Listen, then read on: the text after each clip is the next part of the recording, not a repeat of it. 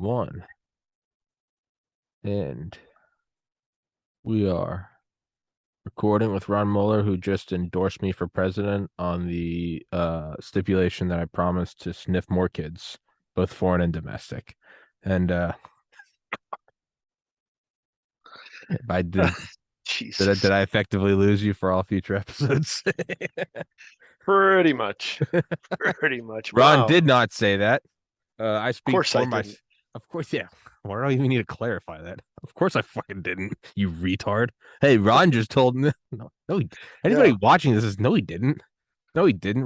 Ron's getting community service hours for doing this podcast. I think it's because I'm a good interviewer. Ron's getting fucking time off of like a fender bender you did 2 decades ago. They're like, hey, we'll keep you out of prison if you You're do not some supposed to tell anybody. do some community service with this retard. And you're Well, like, actually, I am doing something. I'm substitute teaching. oh, what got you into Yeah.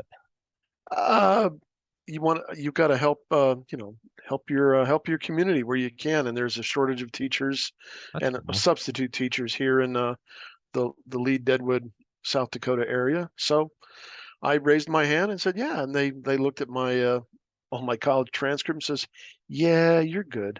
Yeah, yeah, So yeah, I start Wednesday. that's awesome. Yeah, the comedian Tim Dillon always talks about he's I think he's the funniest guy alive. But always talks about like you ever ask anyone what they actually do in their community? Like you've ever ladled soup, you ever picked up recycling? He's like they look at you like you have two heads. Like what are you talking about? No, that's gross. It's all about hashtags and profile pictures and Right. listening to him say that like 2 months ago, it finally dawned on me, and I was like, I bitch about it, and I don't do a goddamn thing. And Yeah. so, Yeah. like on the first of the month, I take I don't have a whole lot left over, but I take like 20-30 bucks, and I just went to like the local homeless shelter. I didn't even know, I never knew it existed. And then I was like, Mm-hmm. oh, I drove to that part of town, and I'm like just looking around, like my jaw open, like Yeah. I didn't And know th- this level of poverty was just around the corner. And I was like, it is. what do you And then guys you need? score drugs. I did. Well, I bought a lot of Coke and now I'm moving it and stepping on it. And because that's what's going to fund the podcast because YouTube's not Perfect. helping me. So now I'm hoping to get in with maybe four that it's a whole cover, me interviewing you and Dale. I'm trying to build up a team to be part of a foreign gun running team. But no, I went there and, my first jackass mind is like, I don't even know what they need. And like little shit, they're like, you know what we would love? They're like, we would love just like linens. And it was just Yeah. like, and I like left there and I was like, Simple they things. they need clean sheets. And so I was like, Mhm. geez. So I went to Walmart and just got like a ton of sheets. And like they hugged me after and I was like, and I actually left there feeling like more of a piece of shit for never doing it before. Well, And I but you was like, did. That's the important thing. but the point is it is a good moment where you go, what am I doing? Yeah. What are people What are you doing? actually doing? And I then mean, yeah, doesn't take up a lot. I mean, you know, go buy some extra cans of crap food at the yeah, supermarket. Well, no, I shouldn't say crap food, but just the food that you wouldn't normally do, but yeah, stuff that's on sale. And hey, there's a food bank somewhere, and just drop it off. I mean, yeah, you know, or help distribute bags of food to the shut-ins and things like that. yeah, Um, we also on Christmas, there's a not on Christmas, but just before the holidays, there's a big community feast, if you will, and basically that's what we do is we feed the less fortunate. It's yeah, it's the way to give back to the community. yeah, It's I mean, there's just so many ways. All people have to do is get their carcasses out of their basement and their faces out of social media and just go look around. Go yeah, to the church, go to the local churches and things like that. You'd be surprised you know, what they could use help with.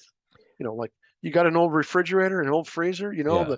the mother-in-law's decomposed enough in it, Yeah, you you don't just get rid of her. She's get rid of her. fertilizer. Yeah, yeah, yeah. Yeah, reduce, Just reuse, recycle. just take old folks to medical appointments. I mean, Yeah, there's just a zillion things that people can do. it is. I mean, it's both like depressing, but then it's also like it's inspiring because, well, first of all, you go do it, and then, like I said, you feel like a piece of shit for never doing it. But and you're like, they weren't even asking for.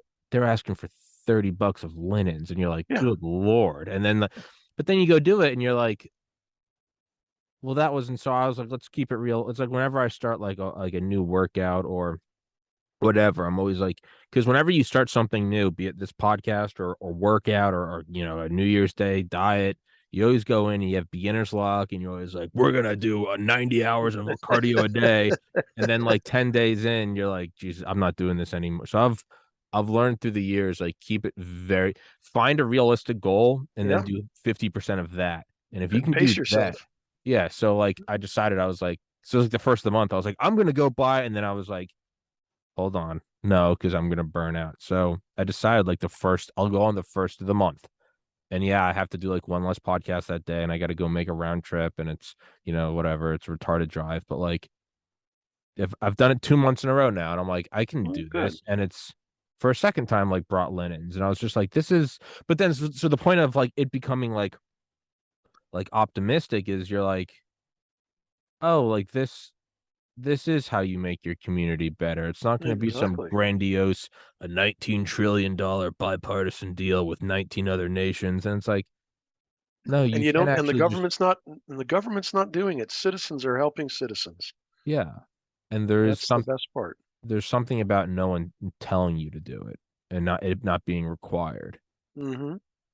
And it is like, oh, you really can just do something tiny. And it is, yeah. I mean, Hmm. there is a little silver lining in like a seemingly bleak world. You're like, oh, I can do that instead of sitting around. The world's so pointless. Why am I doing anything? It's like, dude, you can literally go grab the cheapest pair of like twin mattress sheets, and Hmm. someone will give you a bear hug and be like, you don't know how much this is gonna. And you're like, I bitch when like my like kitchen sink doesn't drain correctly, and I'm like, now I come home to it, and then I'm like, I have my own bed.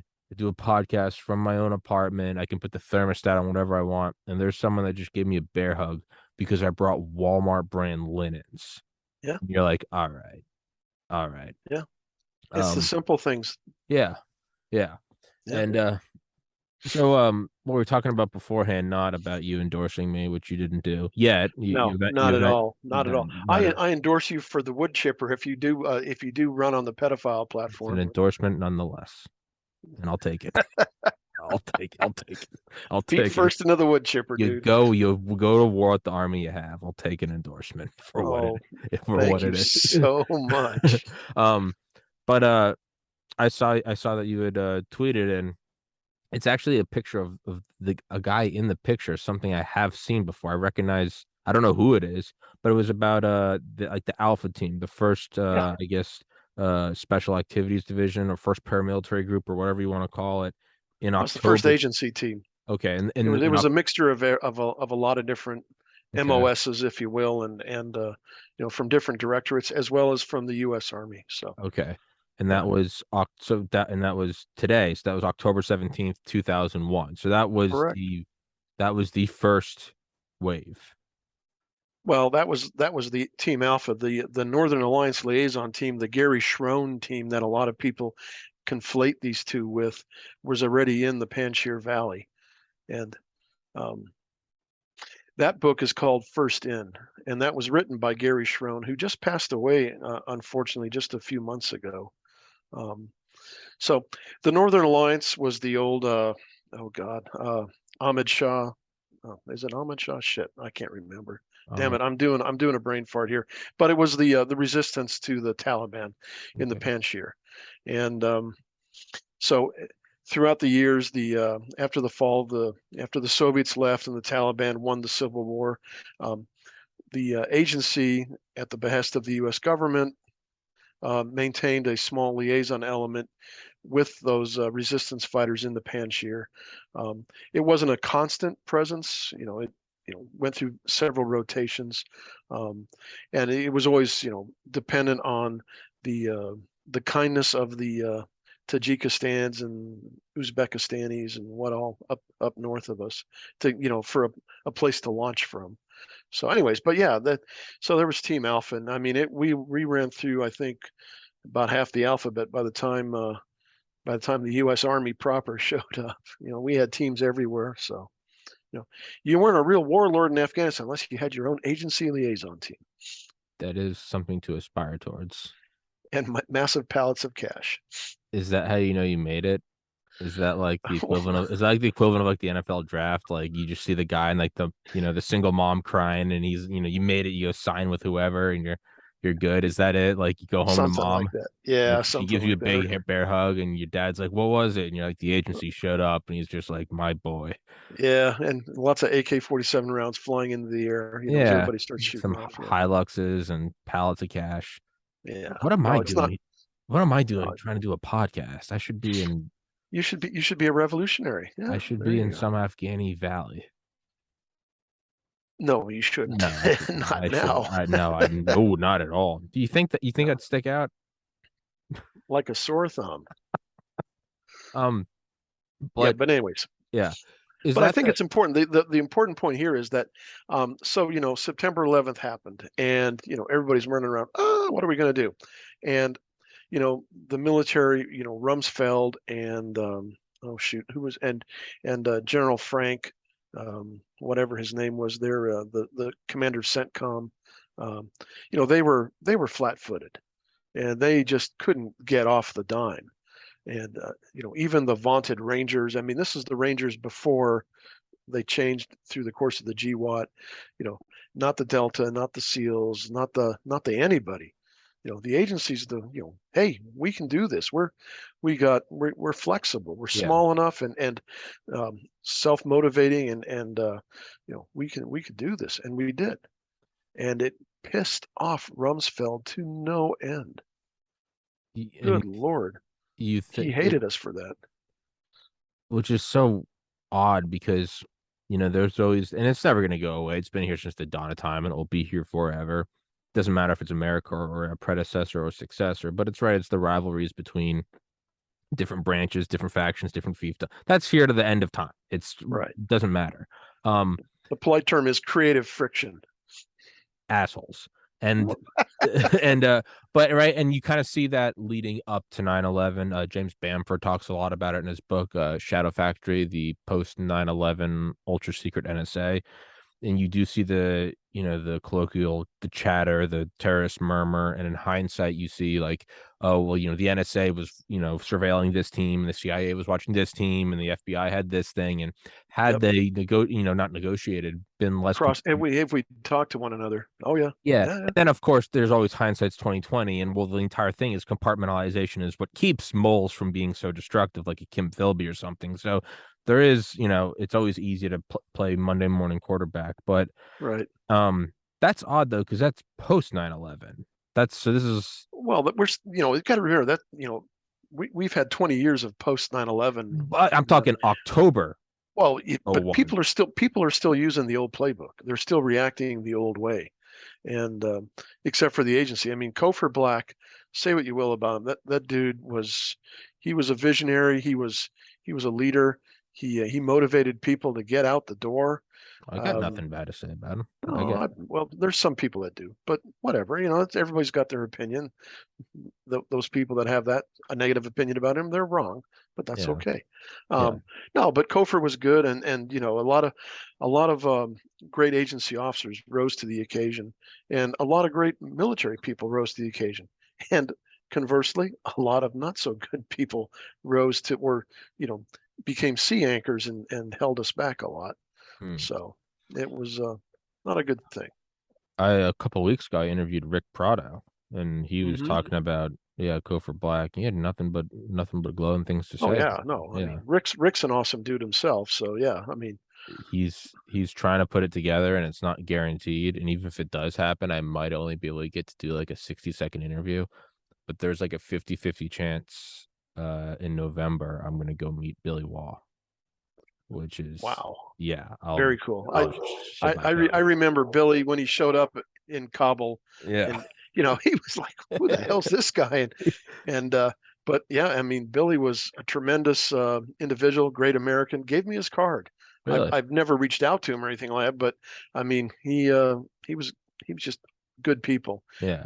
He only cared about the mission and motivated everybody around him to do things. Yeah, I mean, Yeah, he won't remember me, and that's okay because I was just honored that I got to shake his hand and meet Yeah. him. But so Um, yeah, Billy was a freaking legend, dude. I know he's 93 right now, and Mr. Prado told me he was like, just understand, he's like he will still kill you with his cane, and I was like, I will show up in my Sunday best, and um, Yep, but show him respect. I know I'm not trying to push. I honestly I'll be happy to just go say hi to him. He doesn't even have to do an interview.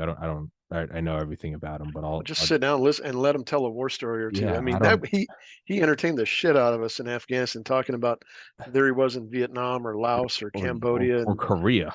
or yeah, Yeah, or elsewhere, yeah. and it was like, He he said, drops a "Well, I name, probably and you're can't." like, were we supposed to be there? And he's like, Yeah, yeah, he said, just "Well, forget I that. can't really tell you this," but and he goes and tells us, and we're like, "Well, cool. I guess we're in the tactical skiff here in the middle of the Ariana Hotel in Kabul, so it's all good." I got to go shooting with Dale like a year ago. No, more like a year and a half ago. And he'd be like, I'd be, because I'm a loser, I'm like, videotaping Dale shooting. One time he was like, man, one time we were working with Tom, put your phone down. And I was like, why? And he was like, just put it down. So one time we were working with so and so, and I was like, we're supposed to, and he was like, no. I was like, noted. Yeah. Well, Like, there was a lot of things that, wait a minute, aren't we like have sanctions against these people and that sort of thing? So yeah, yeah, yeah, yeah. At the risk of having Dale kill me, I'll just stop talking now.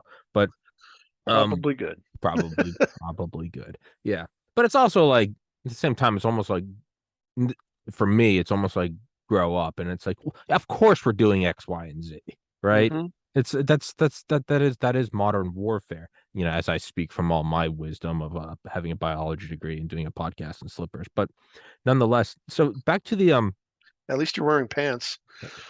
have you seen pants yet? I'm just going to make an educated guess. Man does not just wear slippers and a t-shirt. I mean, otherwise his nether regions might get chilly. Well, Touche. wait, you turn your thermostat all the way up to like 85 No, or no, no, no. something like that. Opposite. No, I do down, down, down, down, down, Oh, down. so you turn it down to 69 just so you can be ready. 55. That's what I roll at. I love it. The ice Okay. cold. It keeps it makes my white skin even whiter. It makes me glow. Yeah, But it does. no, I know. No, I wear pants. Today I'm wearing pants. But that's half the fun of the podcast is he wearing pants? We don't know this. Yeah, yeah, yeah. Is Ron wearing pants? We don't know. We don't Ron's wearing sweatpants. know. Well, so am I. But Oh, there you go. if if if the kind of if the CENTCOM, if Rumsfeld, what I meant to say earlier is, it's when you look at history, it's pre 9/11, they're not communicating, there's not that flow of information, and Hmm. then you have this post 9/11 where all of a sudden it's like we got to start change, we got to change, we have to adapt, all that good stuff. But what I pointed out was post 9/11, and I mean like a month later, Right. 21 years ago today, you do start to make the changes. Like you said, we're flexible enough. It's covert enough. It's, the CIA is a lot like DARPA in that there is not an entrenched bureaucracy. It's stick and move Well, there is. I mean, but the relative there to was the massive military. bigger government. I get that, but there, I mean, what there was I was used to observe to some people when we got frustrated by some of the bureaucrats in the agency as the GWAT continued. I said, there's a lot of 910 people in the 912 world, Okay.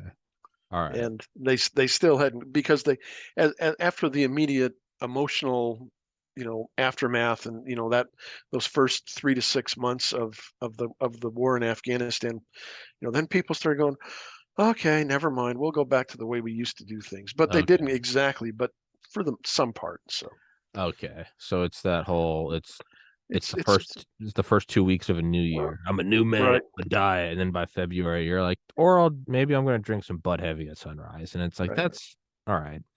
Apologize for my dog barking in the background. I don't care, dude. The animals Yeah, will okay. join us. Yeah, I don't care. No, he won't join us. He'll lick the screen. He can join. I don't give a shit. No, I don't no, it's all right. discriminate. Um, but then why was Rumsfeld and CENTCOM, why were they so pissed off? It's immediately after 9/11. You think there would be initiative for it, but it's like the rubble is still hot, and they're like, Right. why did you do that? Why did you take away? Is it? Am I putting words in their mouth? But like, why did you take No. away our glory? Well, no, they I mean, because you know, the Bush administration, gave them, right of first refusal, and they couldn't come up with a plan. And CENTCOM, had a lot that they said, well, it's too hard to do, it's too far away, we can't get there from here, blah blah blah blah blah. And also remember, the bureaucracy of the DoD was undergoing a change. The chairman of the Joint Chiefs of Staff was switching out the end of September, 1st of October. So there was a lot of, like, well, nothing's going to be decided till the new chairman shows up. And well, Tenet and Cofer Black went into the Oval Office and said, "We can do this. We've proven it with our guys going into the Panjshir, and we have that capability. We have teams ready to go.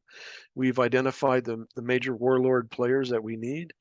Um, like Dostum, which is where the first casualty people went, and then they morphed into another team got created out of them, and then augmented to work with Atta, and then of course we had teams out in Herat and down south in the Kandahar area and in eastern Afghanistan around the coast area and other places. So, I mean, it was we had the agency remembered Afghanistan. We hadn't memory hold it or anything like that. And as we were racking up victories or making progress in advancing the policy goals of the U.S. government, hey, Rumsfeld's like, shit, I need to get off the dime here because otherwise my budget's going to get cut or I can't Mm, do this. And so finally they were able to put stuff together, but the 900-pound gorilla kind of lumbered into the ring a little late. yeah. Now, is that always sort of is that the status quo that I mean, yeah, I mean, before, of course, like, big as Dale always calls it, big mill, before, like, the big Right. military arrives, you're always gonna have the more, specialized, smaller footprint teams, but prior to even that, like you were saying, pre-Dev or not pre their formation, but pre-DevGru and Delta in Afghanistan, you have the paramilitary teams, Hmm. the agency And boys, and they were augmented by specialized, sure, SF guys and things like that, guys that had certain skill sets. yeah. But that's the norm, correct? Where it's Well, that's the norm. I mean, that's been the norm since, the agency first, yeah, I mean, undertook, Title 50 actions, the authority, yeah, we have the authorities, the presidential authorities to do covert actions. tertia optia, So, right? Eisenhower sending them to South America. yeah. And, who sent us to Angola and Namibia and Mozambique and other fun places? Yeah, yeah. But I don't know. I mean, that truly is the tip of the spear. Um, No, no, I always joke. I always say the tip of the spear is about 100 meters behind me. oh, gee, that's terrifying. Well, I mean, and that's kind of what's expected of us. I mean, that's why if you read the book First Casualty, these guys went in, they couldn't call in air support, not like, Yeah, they couldn't call in Casevac. there's no Um, search and they, rescue. I mean, when they wanted resupply drops, it wasn't like the next day. It was a several day coordination thing, and it was frustrating because you know everything I just said about the military is true from my perspective, but we also depend on them to provide a lot of the logistical stuff because they do have all the stuff. Mhm. And so it was always interesting to negotiate with them to get stuff and to make some or to get the stuff transported to where we then could take it in or like they would rig it for airdrops and so on. But in the book First Casualty, which is really super well written and very detailed, um, it talks a lot about that and just the logistical challenges that they faced. I mean they didn't know if they were ever coming back.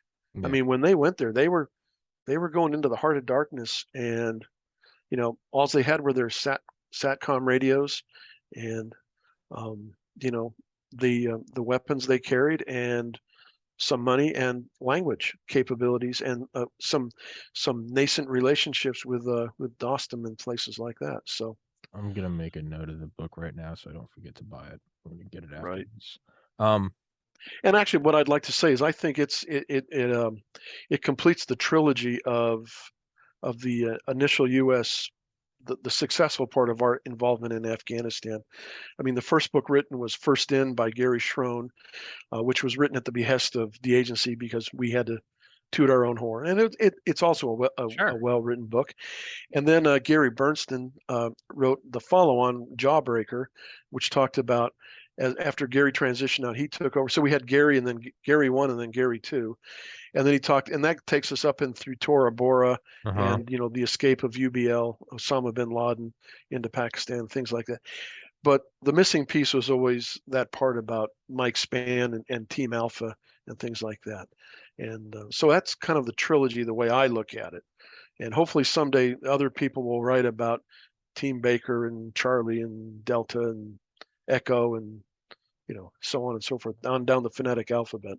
Team So Ron. no, no, All no. the way down Ron, to Ron, Team Ron, Ron. Ron got there. Ron got there in the third wave, so or second wave. I don't remember, but you know, I got I got there early enough that Now, I felt part of it. now, am I viewing it incorrectly? And I think the answer is yes, because I never know how I'm viewing this shit. Everything I say is just regurgitated stuff I've learned from audiobooks or from former podcast guests. Is there is there an allure to it? I mean, obviously it's duty. You're doing the most difficult thing because someone has to, and someone has to step up and do it. Is there an allure in knowing that you can't get any higher than that? I mean, you go in and you know that you can't call in errors. I mean, I would imagine just from right? Because these things are filled with alpha males, right? It is no matter what you Oh say yeah, what you want. It's about like, yeah. fuck yeah, I did this.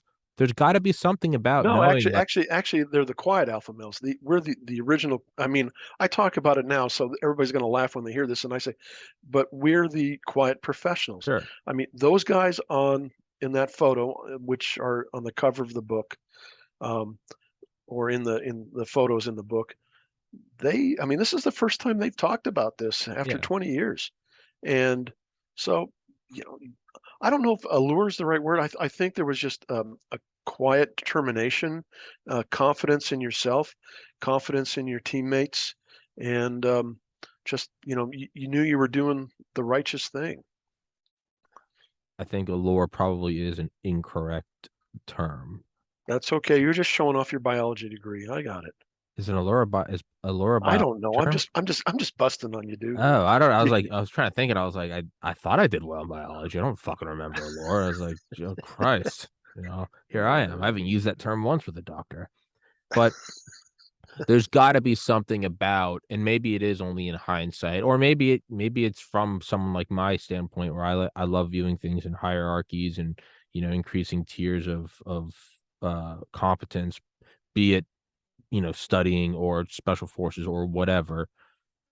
But there's got to be something about going in and not having that immediate the Defense Logistics Agency having your back. Right. We can call in whatever we want when there's got to be something, we're not going in with high speed Gucci gear. It's like we're going in with like, a Well, they were turban. wearing blue. They were wearing blue jeans. Yeah, yeah, that a I mean, turban and like an old AK with sand in it. Like, no, we kept our weapons clean. Come all on right, now. well, fuck me. All right. Well, Yeah. I'm just batting 0% with Ron No, today. you're doing fine. No, I But I I I think the important thing is they used their wits yeah, and they used their training and their ability to build rapport and to, get supplies, but more importantly, information from the friendly allies we had out there. And then they were able to call in airstrikes as as the DoD got off the dime and yeah. things like that. So Now, this is all wild speculation for just to ensure that Ron and I don't end up in prison. I get the Um, top bunk. I get whatever. I don't give a shit. I'm low to the ground. I want the cold air. But we will be roomies, and it will be glorious. Can we extrapolate and speculate wildly that something equivalent to a team like this would be the first in or already are active in something like Taiwan? Or yeah. I won't speculate. I won't say. I've been retired for 9 years now, so Okay. and from a personal opinion, I would hope not. Taiwan, Ukraine, Iran. I don't want You him pick. there. I No, don't I don't want him want them there. there either. Because, I mean, got to remember that when these guys went in, they knew they had the full backing and support of the U.S. government and the American people, Sure. and because they knew eventually that others would follow and reinforce them and that sort of thing. I mean, so to extrapolate that and say like, and we'll pick on Ukraine because that's been in the news, and people are speculating that there's U.S. soft teams and agency teams running around the battlefield, giving the Ukrainians all that high-speed targeting data so they can take out, the the Russian general command post or whatever. So, yeah, but that's a policy decision that if you get caught, I mean, it's really, Mr. Phelps, we will disavow you, and Oh yeah. you're effing toast. Oh yeah. I mean, it's not, like when these guys went in, I mean, they knew that they would be avowed. They weren't going in like, how do you say, like we don't have the backing of it. Yes, they're a clandestine outfit, but I mean, the people they were working with all knew who they were, and so it was, and the Taliban knew they were at war with the United States, so it wasn't like a, a big Yeah. stretch. Uh, So no, I no, guess we're kind of batting around the edges on this thing, but no. That's an important distinction. Is no one, no one would have batted an eye if you were like some CIA paramilitary guys were caught in Afghanistan. It was like, yeah, no, it's 6 weeks after 9/11. Like, yeah, what are you surprised?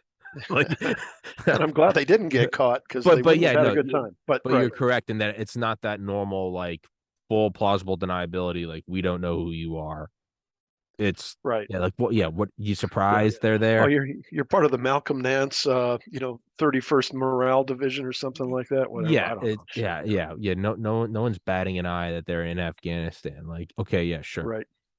Versus, and again, not, I don't want them in Taiwan or Ukraine. That's no part of me does, but it's more so I'm trying to detach myself and look at just from a history of Title 50 and these Hmm. things going places that it really is plausible deny, be it South America, be it, Right. Right. funding Yeah. The what hunt for Che Guevara and things like yeah, that. or what was it in Back the in the day. 50s, like the Greek, like some Greek election, I think, or Well, Italy. the Greek Civil War, the late 40s, early 50s. Yeah, Yeah. I mean, yeah, you have all that stuff that but you it's got the other thing is we don't go in just because, oh, look, there's a war over here. Let's go muck sure. around and let's hey, Mr. President, here, please sign this finding that we drafted for you. I mean, there has to be US policy behind it and some sort of goal that the US government wants to achieve. Um, like when we were back in the 70s in Angola, um, what did we want to achieve? We wanted to keep the Cubans from overrunning uh, the Western oriented rebels and try to at least so they would all come to the negotiating table, at least bring them to a stalemate. And and I think we reasonably successful at that. The Cubans got their noses bloodied pretty bad.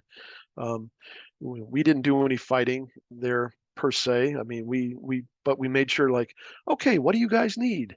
And that sort of thing. Sort of like what supposedly special forces teams do when they go in behind enemy lines to raise, rebel resistance forces, that sort of thing. But again, you know, that's a that's a Title 10 thing. That's you got to wear uniforms and you come under Mhm. the laws of land warfare, Geneva Convention, yada yada yada. You got to wear a uniform, you know. But if you go in as Title 50, you get to wear blue jeans and a shirt you just picked up from REI, Yeah. and so and you don't have any. I mean, you're not carrying like a. I mean, later on we all carried American flags and things like that on us, but but it was pretty obvious who we are and type thing. But there's some little nuances that have to go on to make Title 50 operations more plausible and more doable Mhm. and there has to be a chance of success. I mean, I'm not no president including Pudding Brain wants to send anybody to certain death Yeah. or to I mean there has to be because you're the president Pudding Brain and you're going to say, hey, I need you to go do this. and I'm going to make a personal judgment like, yeah, no, I'm Yeah, you sorry. don't mind. I'm not, I'm a volunteer. I don't have to do that. Yeah, Yeah, I might get fired from my job and I'll never work in Washington, D.C. again. Yay. But, I'm alive and, yeah, yeah. We want you to go personally put a butt plug in Kim Jong Un. You're like, no, oh, no. no, that's too hands on. But no, no, and that is an important clarification. It's not just some, kind of like liberal trope idea of, oh, there's a war and America's getting involved. No, it's policy. It's a larger picture. For instance, Right. it's called like domino theory, right? Containing communism. You do want to sway them, and oftentimes it is you put some paramilitary guys in there.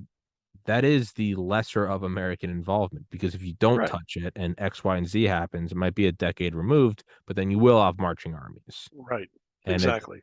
you're often choosing it's the ounce of prevention's worth a pound of cure.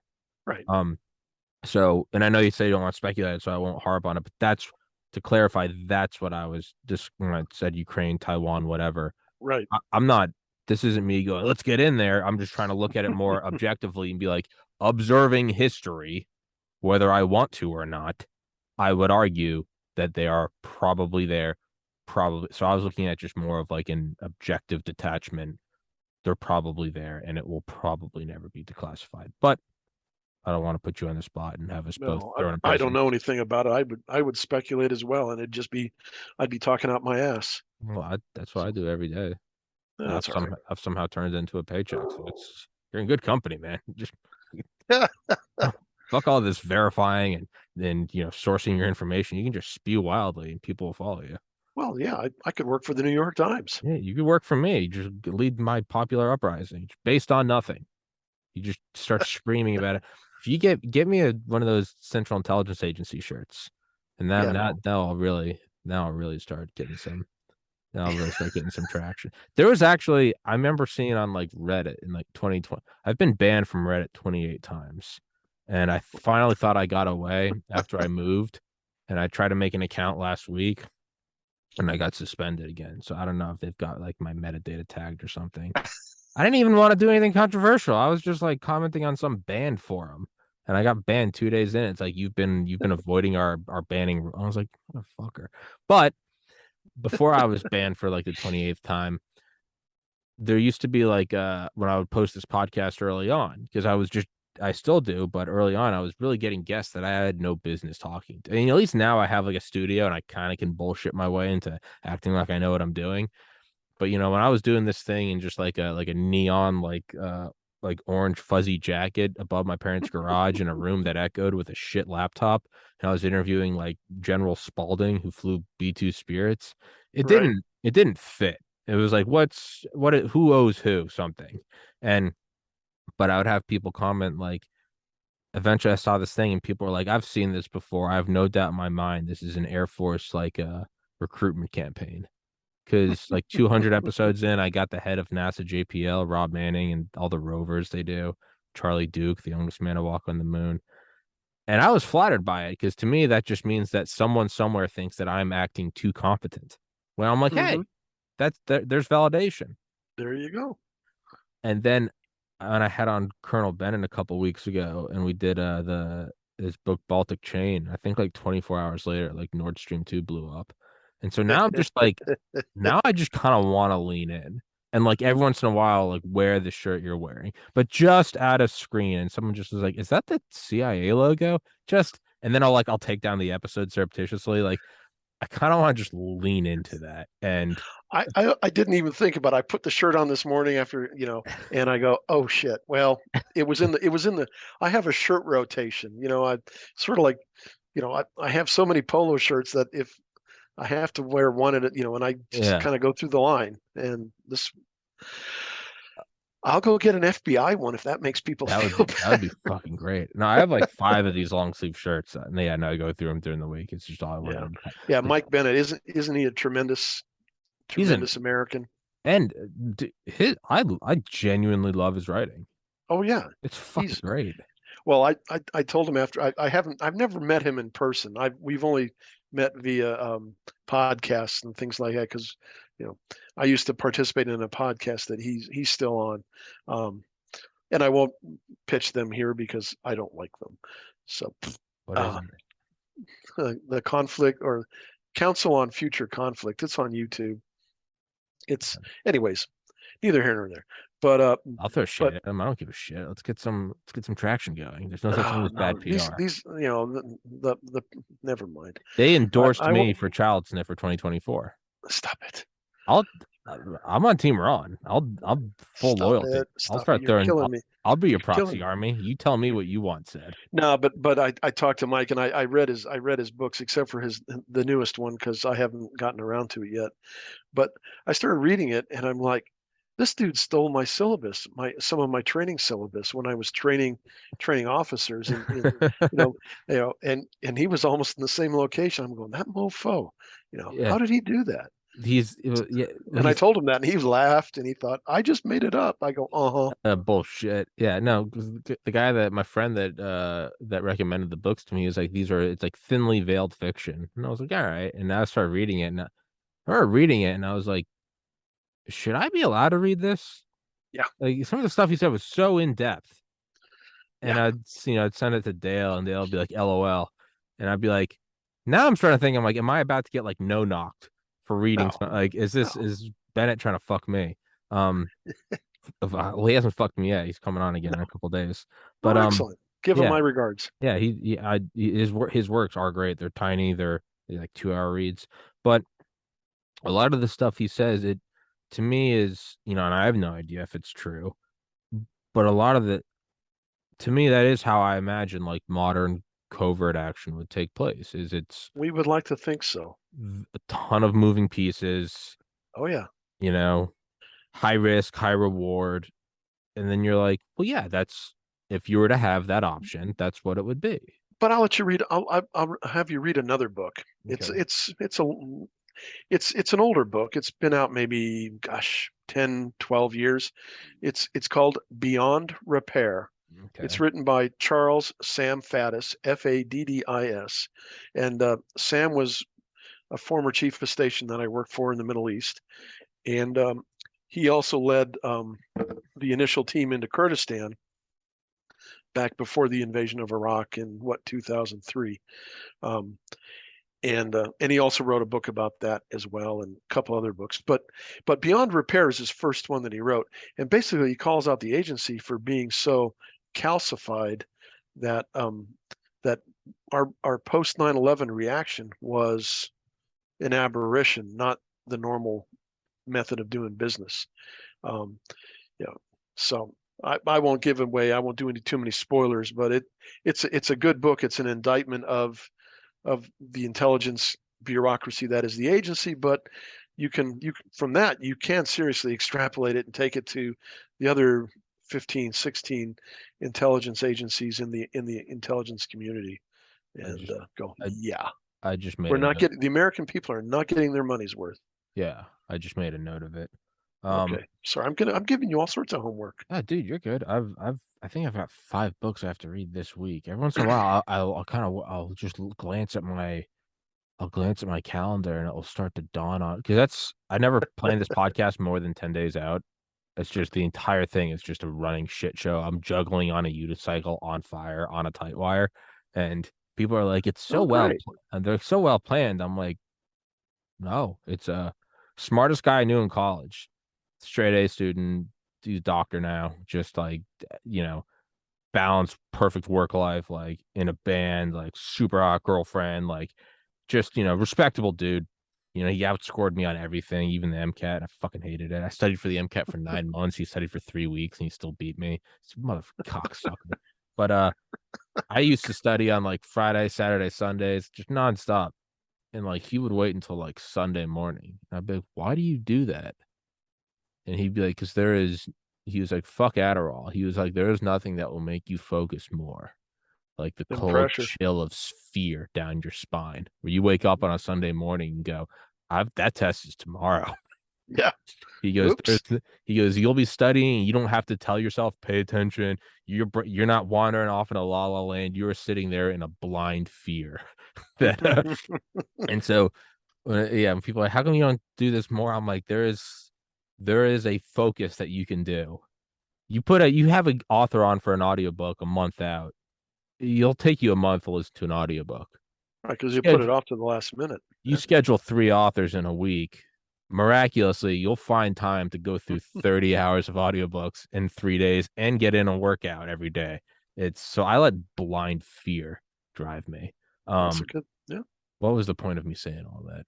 I have Um, no idea because oh, we're unicycling on a tightrope with the bouncing shit the, shows the or something fucking like that. shit Yeah. everywhere. That's what it is. But that's what this thing is it's and every once in a while, like right now, we're kind of like breaking the fourth wall where it's like you start to realize that you're bouncing on the tightrope. I always try to like not think about it. When people are like, what are you doing for today's podcast? I'm like, I don't fucking know, dude. Just make it up as I go. And Just then like yeah. midway through a podcast every once in a while, I'm like, I really am just making this up right now. Yeah. No, Oh shit. it's good. I mean, but because you're having a great conversation and it's just like normal conversation. It just happens to be that you're recording it, you're going to broadcast it, and get all the royalties from it, and that's cool too. Yeah, royalties. Yeah, royalties. I think I've made $400 off Rumble in the last 2.5 years and almost 1,000 episodes. Yeah, Wow. really pulling in a solid 30 cents an episode. Fuck yeah. Fuck yeah. Yeah, hey, yeah, Rumble. Yeah, go fuck yourself. I mean, I'll always take their side because they're not doing the whole censorship thing, but Right. I have no No. loyalty to someone that gives me 30 cents an episode. I mean, I'm owed nothing, but at the same time, go fuck yourself. I will sell out to anyone giving me a couple bucks an episode. That's I will I'll start mouthing Iranian state propaganda. They want to bring No, me you over won't. there. No, No, I you won't won't. because Ron and or Dale and or Joe and or Prado Oh will yeah. will murder me. We'll just kick your ass and let you heal up and then kick it again and just repeat, rinse and repeat. I don't think Dale would So even waste time kicking me. I think he'd shoot me in the face. nah, it's more fun to watch you suffer. Probably. Probably. The last thing I'd see is Dale's handlebar mustache. I've always suspected that's how I'm going to go. I've always God, suspected. For I'm better or so worse, even if it's an accident, Dale showing me how to assemble an IED or something. I've always just imagined that's how I end up. Um, but to jump wildly kind of back into the conversation, there is a book I just downloaded, and I don't even know if the author's alive, but I just want to read it. And it's like the evolution of weaponry, really from, like bronze and steel through the hmm present day, and like the economic factors of arms races. I can't wait for it. So that's gonna be a cool one. But um, even in like the little bit I do know, very Americo-centric warfare history, is you even see in World War One, like the actual horse-drawn cavalry, hmm and then you see like the biplanes, and there wasn't even like a I've had on Colonel Tyler Morton before, who wrote a great book on ISR, from kites to the U-2, I think. Um, and it's about from like the Civil War hmm through like the 90s or whatever's been declassified about ISR, intelligence, surveillance, reconnaissance.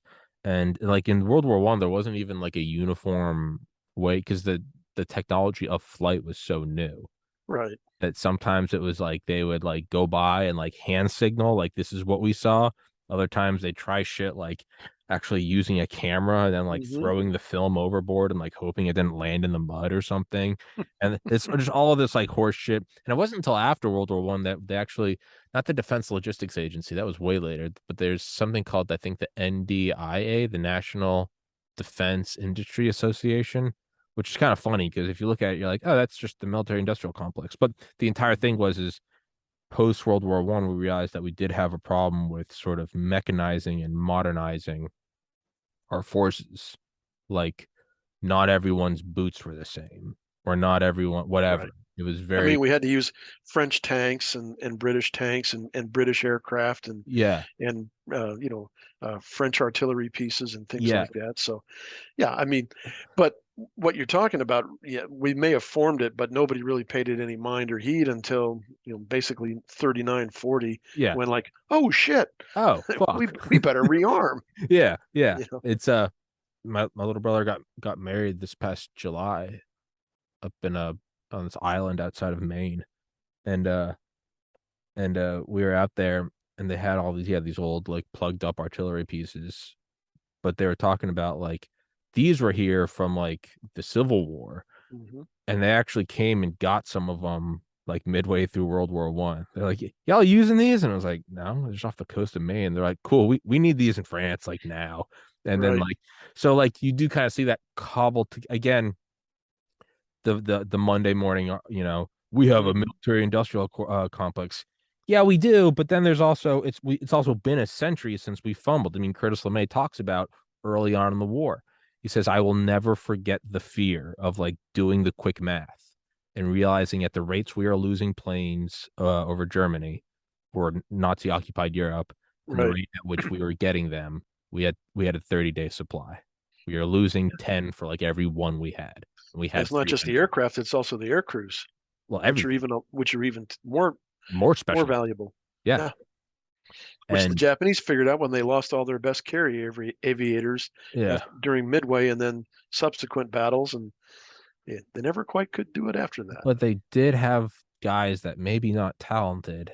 They did have dedication. The kamikaze. They had a lure. They did. They had, Yeah. hey. Okay. Hey, Maybe I need to get sponsored by some fucking like hooked on phonics program. Maybe that's the stop it. only thing I'll get on this Yeah, well, podcast. we can talk about divine wind, but yeah, they were dedicated, but they just they were able to use a lot of mass to Yeah. especially during Okinawa, Yeah. which you know, and that brings up a good point. I mean, our first interview, we talked a little bit about nuclear war and planning of that and stuff like that. But so, and then I remember when I was liaising at the Pentagon for the director, to the chairman about Pakistan, Afghanistan, my last tour, that it was the anniversary of Hiroshima or Nagasaki, and here's all the anti-nuke protesters, and holding up the signs of the dead of Hiroshima or Nagasaki, and it's all the usual suspects, the code pink kind of people, and yada yada, whatever. So, and I go, wow, so you start studying it, and if you study the history of the invasion of Okinawa, and Um, especially the effect on the U.S. Navy, the kamikazes, the way they were taking out destroyer pickets and other major naval vessels and supply ships and things like that. And that's the one thing, they didn't take out many supply ships because the Japanese like, no, I can only take out you know yeah. warships, and which is why the Japanese submarine campaign was so miserable. They never went against convoys of freighters and tankers and things like that. But we did. But anyways, and then of course then the kamikaze or the bonsai charges that really on the line, the southern line. We saw that in what was the movie with the Flags of Our army? Fathers. Letters from No, Iwo Jima. no, well, those two, but then the one with uh, the medic who won the Medal of Oh, Honor. Yeah, I can't remember right now, but uh, you know what I'm talking. yeah, But yeah, yeah. yeah. Anyway, so but that was really like a sobering wake up call. So here we're getting ready to do Operation Downfall, the invasion of the Japanese home islands, both Olympic and Coronet, and they were projecting 1 million plus casualties. Yeah. That's killed and wounded, and because the Japanese were going to fight to the last Japanese, Yeah. and that's why the president, President Truman said, "No, we'll drop an atomic bomb on 'em. Yeah. I'd rather do that. I'd rather, this is going to sound heartless. I'm sorry, folks, but I'd rather kill a few to save a whole lot." And Probably saved more Japanese, oh, it did. Oh, it saved it not just saved American. it saved the Japanese race and the Japanese nation. Um, and here's another little bit of trivia. Purple Hearts, the Purple Heart medal, that the military gives out for wounded in action, wounded under enemy fire, that sort of thing.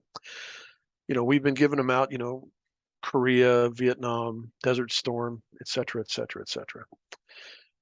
We haven't exhausted the supply that they minted for the invasion of Japan. Good Lord. So I'm just saying. Yeah. Well, I mean, my dad's dad was 18 and was being staged in the Philippines and was going to be frontline cannon Yeah. fodder. So I rationally can't argue against it because I wouldn't be here to make another argument. My little brother had to write a paper on why he was like, you had to choose some devil's advocate argument in college, and it was like why we shouldn't have nuked Japan or whatever.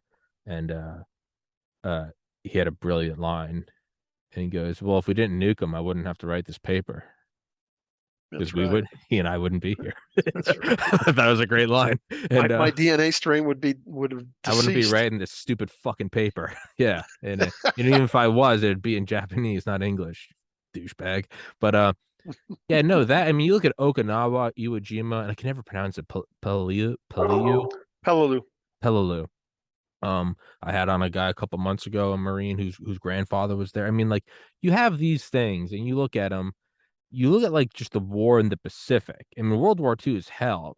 I Hmm. would have much rather even just be in Europe than the Pacific. I mean, everything about it just is beyond comprehension. Hmm. It's total war, and it's not. We always have this problem of hindsight where we go, well, the war started on this day. I mean, from the very fact that we call it World War One and not the Great War, it's like you can only do that in hindsight. No one called it World War One at the beginning. It No, it was was the the Great Great War. War. No one, Yeah, yeah, yeah. It's and it was the Great War until World War II happened, and exactly, yeah, exactly. And so no one fucking, so like this very idea that we look back at things like domino theory or occupation or nation building or whatever. You don't have that. I mean, it was total war. We were producing what, like a P-51 Mustang like every 62 minutes or something well, insane. once we got spun up, and Once yeah, we I got mean, spun up, once the war machine got same going. with the Liberty ships and things But like that.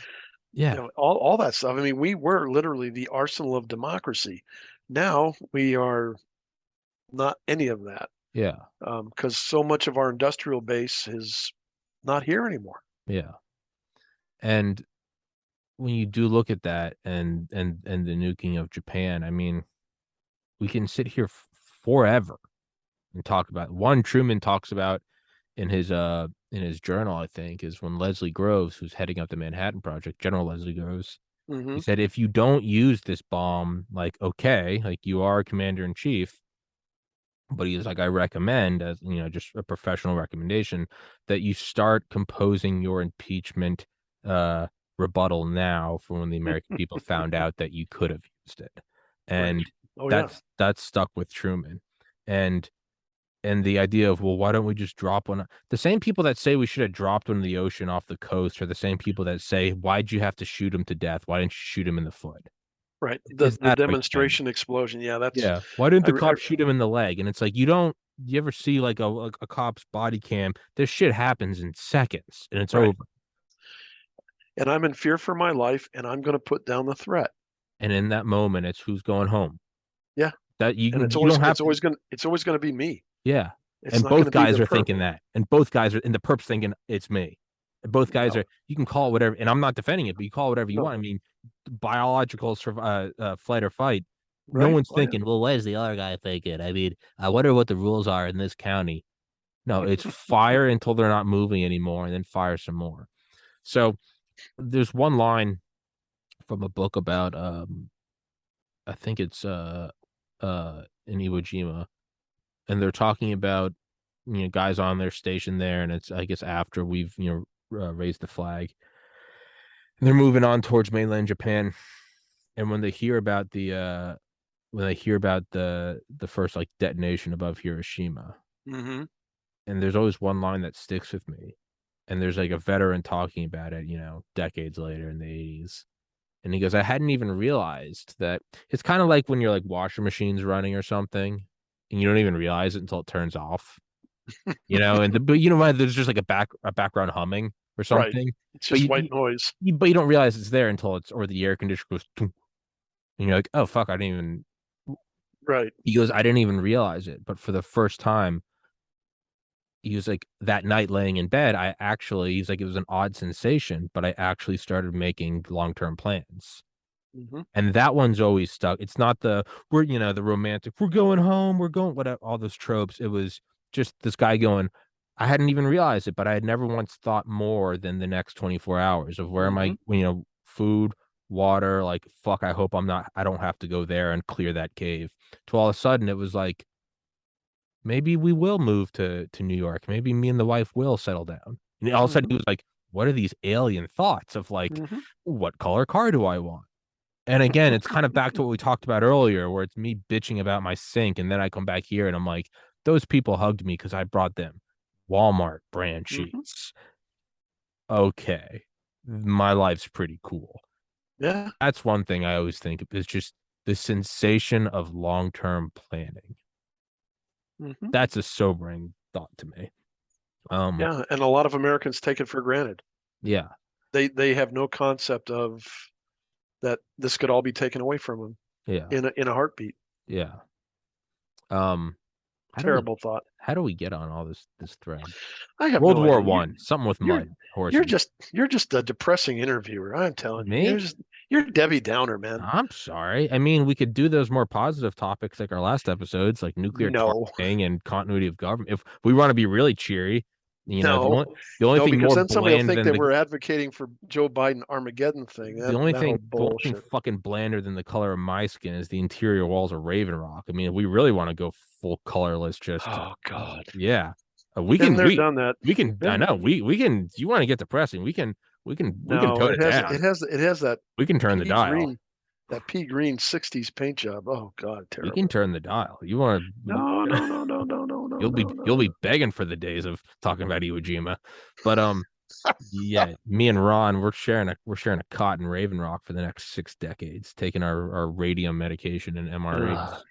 Um, but but to look at like the change of weaponry, and then the Mhm. NDIA, the National Defense Industry Association, and then really kind of not kicking in until, like you said, 39.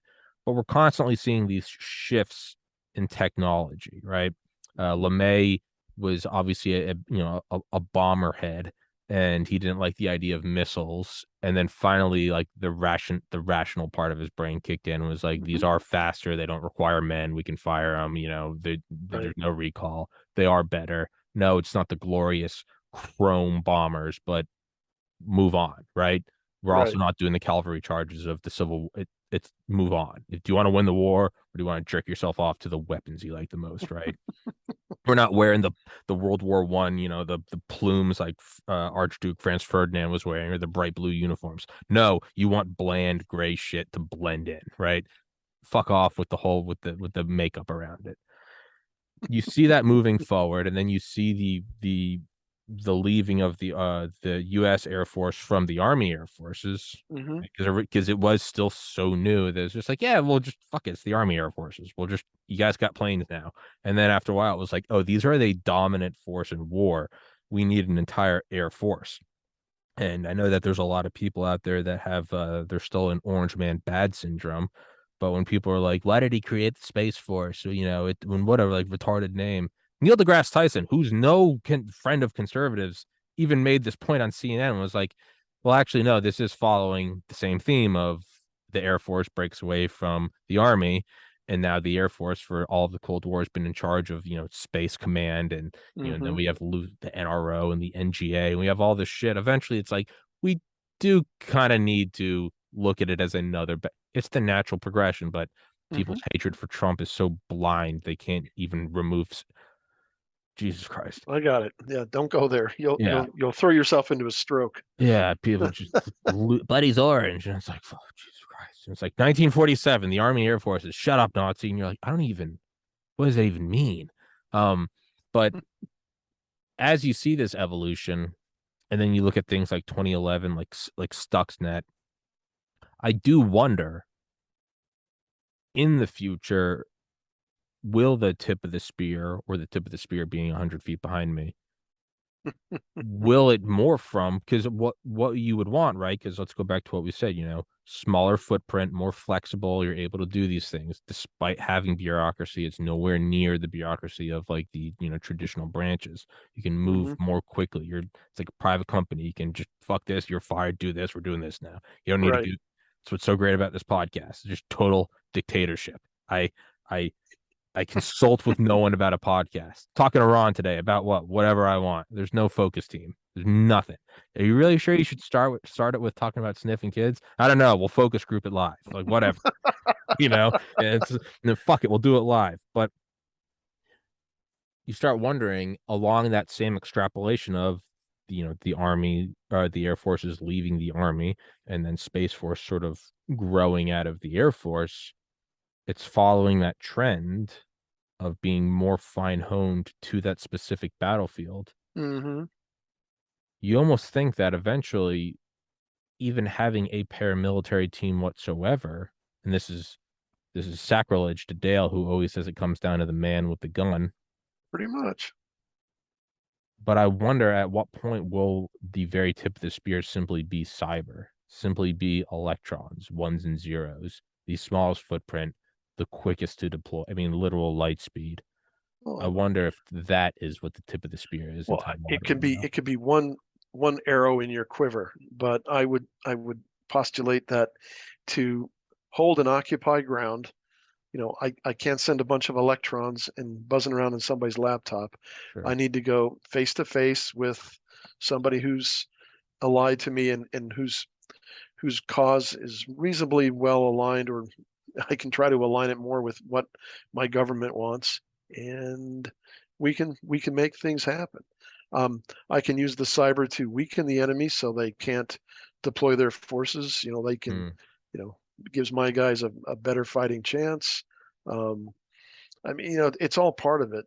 The um, the thing I only worry about the whole Space Force and the whole cyber thing is um, is that we get the DoD at large, and the U.S. government probably even also, but the DoD tends to stovepipe themselves, and it's real hard, to crosstalk. Um, I mean, that's why joint duty is a requirement now for senior promotion. So people, hey, I got a buddy in the Navy, or I got a buddy in the Army, or in the Air Force, or whatever, and it helps. So, but I just worry that people start, well, that's Space Force stuff, and either they don't know about it because Space Force doesn't have a good liaison relationship with people. Sorry, hey, people are driving up past my hey, house, puppy. Yeah. You're good. and my alarm system going off. Okay. Oh, and Okay. so well, keeps me safe, and keeps the feds away. So it's just hard, and I mean that's one of the things we discovered in the agency, and that was where I really I think did what I thought maybe was my calling was I did a lot, in the as I got older, and I couldn't hump as many mountains and stuff like that. I started liaising with, being the agency liaison plant with the unit, whether it was the 10th Mountain guys, the 82nd, the 101st, 3rd Special Forces Group, 7th Group. That's in Afghanistan. And then the other groups and units in Iraq. You know, and I always joked. People go, how can you do that? I says, well, I can speak 3-3 military. You know, it's a language doesn't. 3-3 means you're very fluent, both reading and writing and speaking and that sort of thing. So, and then I was able to translate what the agency wanted to do to the military guys and try to keep everybody, cooperating, but not keep the lanes in the road clear for everybody. So we didn't like, uh, hey, why'd you guys just destroy that village there, Army? We were recruiting the people in there to be on our side, or Yeah. that's a bad example, but I mean, you want to like you can cross coordinate and make sure things are copacetic and wasn't always successful. And there was a lot of challenges because there's a lot of, you know, Captain so and so and his company. By God, I'm going to go, save the day. And like, no, you don't do that. We've got an operation going on, and you have to, uh, you know. So a lot of diplomacy, and sometimes you had to, like pick up the phone and call in the heavy guns and say, yeah, no, you're ordered to stand down and piss them off and that sort of thing. But that's I think that's where we're able the paramilitary and the DoD guys were able to punch above our weight, our individual weight. The sum is greater than the Hmm. parts type of thing. So we leverage each other's strengths and minimize or cover up our weaknesses. That our big weakness is always logistics, but the DoD does they have the huge logistics tail. So we you know we trade and we barter and we like, oh look, General, look over there, bright shiny object, as I steal half his fuel. So I didn't say You that. didn't say that. I said it. Remember, Well, actually, I serious. So early days, this is January in Kabul, um, and I'm running the Kabul airport, the airfield for the agency stuff, the agency aviation, and there's a small ISAF. ISAF was real brand new, and there was a small RAF contingent and some Germans and the Turks. And the Turks were the ones that were responsible for refueling all the NATO military aircraft and a lot of the contracted aircraft, which was a lot of old Russian airplanes flown by Russians, which was funny watching them as they got out to stretch their legs, take a pee. The old guys would take the young guys around and they'd start pointing to the mountains and this and that, and they'd be talking with their hands, and I could say they're talking about there I was in the Soviet Air Force yeah, doing this or that type of thing. yeah, Yeah, but so one day.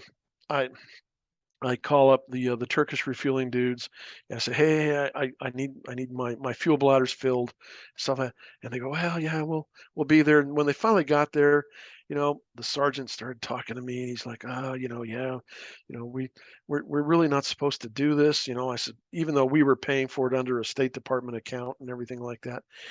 I said, "Oh, come on, man. What what can I do to make this better for you? I mean, what do you need?" He says, "Well," and this is funny now is because the Russians are asking the Turks for winter gear, but he says, "We don't have any winter gear. Warm clothes and warm jackets, hats, and boots." Well, we had just gotten this huge shipment of stuff that we were going to give to some of the Indige forces of exactly that, and it's sitting there under a canopy cover, between some mud wall revetments. I'm like, all right, well, when you're done filling up the bladder, bring all your guys over here and we'll walk through the shoe aisle and you guys can get two pairs of boots. You can guys get a jacket. You guys can get a hat. And that way you make sure it fits. And of course he said, "Well, I need a couple extra boots for the lieutenant or the captain or whatever." I said, "Yeah, yeah, fine, whatever. I don't care." I mean, I'm looking at this like this. We have, like there's like a huge 2,500 square foot footprint of just crap, gear. Yeah, just gear, and it's not really good gear. I mean, but because we're giving it to the Indige, yeah. I mean, it's not Gore-Tex or anything high speed. And I says, "Yeah, because I'm able to get the fuel now at a responsive, you know, at a moment's notice. I'm able to do my mission." So I get back, I get, do all that, and I get back, and there's a couple senior agency people visiting the station, and they're talking, and suddenly the logistics guy comes in, and he's one of those September 10th people in the September 12th world. And he throws a shit fit. And he comes right up to me and says, your guards are probably ripping off my supplies." I says, "No, they're not. I gave some stuff away to the Turkish refuelers." You thought I'd committed homicide. I mean, he was going to write me up for the agency equivalent of an Article 15 general courts martial, put me up against the wall and shoot me or whatever. But we're doing this conversation. Well, I'm doing a lot of like, dude, I don't give a fuck. Yeah. I have a mission to accomplish, and you had lots of extra. I'm like, I'm really the Afghans are probably going to sell half that shit in Peshawar in Pakistan anyway, so I don't give a shit. Yeah. In front of these senior agency guys, and they go, "Well, Ron, why'd you do that?" And I explained why I did that, and my reasoning was. And he goes, "Yeah, it's perfect. You Yeah. you know you know you're Guaranteed refuel for some shit fucking well for Salvation for for Armies. our agency, our agency aircraft. Otherwise, we're last in line." Yeah. And we're always going to be last in line because the line never ends. Because here comes, "Oh, sorry, the German transport came in. Oh, sorry, the Russian transport came in. Oh, sorry, blah." So no, now I and this guy like, "Yeah, but that's misuse of government property." And I go, "So send me the bill." Yeah. It's like, anyway, I guess whatever, nothing ever happened, obviously. I mean, I got a commendation for that, Mhm. so, which really pissed him off even more. But yeah, but that's what I loved about being, that the tip of the spear is somewhere behind us type of thing, because, use your best judgment. Yeah. No, what what's your mission? What's your end point? What's your end state that you want to be? What's your goal? What are your left and right limits? Use your, keep your ethics and integrity intact.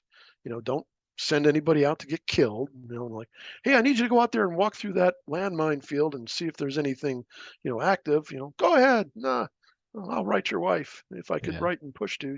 Yeah. Um, but or Turk or whatever it was. But no, but and we did that. And a lot of agency people are so wedded to the book Yeah. or the box of thinking, and that's what I absolutely loved about working in SOG and SAD was, you know, we were out of the box, but it wasn't like crazy stupid stuff. We did it with thought and experience, and what's our mission? What do we need to do? What are risk versus gain, that sort of thing, and we did some good stuff. Uh, Anyways, enough war stories. no. I like that. I have a comment on that, but Ron, you're gonna hold it down because I gotta go pee, and then I'll come back. Ah, We'll Jesus. do like don't start with me. And then we'll do like 20 minutes. But I do have a comment on that. So Ron, tell them where to find you. Yeah. Well, I'm only on Twitter. You can find me at all caps OGA underscore capital RON.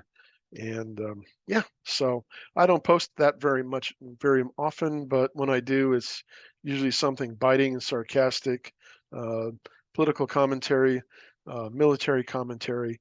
I don't usually talk about intelligence stuff on Twitter because then I get a bunch of dumbass reporters reaching out to me wanting to interview me, and that's not happening. So, no, I haven't written a book. No, I probably won't write a book because that might involve work, and I might pull a hamstring or break a nail or something like that. So, not going to do that. And are you about done peeing? Jesus, this is like I have no idea what I'm talking about. He does this to me every time because he has no bladder control.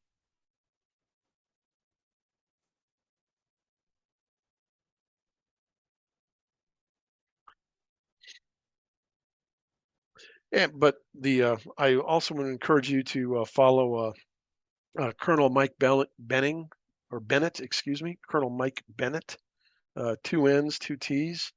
Colonel is capital COL, and then Mike and Bennett, all one word. He's the author we spoke about earlier. He's got some very good stuff. Also, would encourage you to follow Orange Partisan, Lafayette Lee. He's got some interesting takes on a lot of things. And finally, the Virginia Gentleman is a good one to follow as well. And Uh, all right, you all better now? I'm all better now. Okay, your teeth aren't floating out of your mouth. What's that mean? Is that a thing? It, Oh, it's an dentures. old phrase when you get when your bladder's so full your teeth are floating. Oh no. Man, we really got to get you out of your house. You know, Ron, I am a biology major, and I'm not going to let you bring that medical misinformation on this, but not this podcast. Not this podcast. Medical Careful. I'm going misinformation. to get my COVID, flu, and VD shot all in one. All in one. Get your booster today. Help fight terrorism. The fuck? Not There could be me. a nuclear Armageddon. Get boosted while you can. That's What? right. What? It's. Yeah. I mean, Anyways, so I try to entertain the folks. I, no, I you did I failed fantastic. miserably. The very fact that you didn't choke up, some people just deer in headlights. Oh well. I don't know. Yeah. So no, if you make noise, you're in the top 1%. You start burping, it doesn't matter. Um, but I'll give you armpit stuff. yeah, do whatever you want, man. Oh, There is something kind of ironic, not ironic, kind of ironic, but it's almost like the right domino theory, Westphalian society versus communism. There is almost something kind of funny about what you're able to do at the when the tip of the spear is behind you. In a sense, it almost is like an endorsement of capitalism. It's like there is not this like centralized, you got to follow by the book.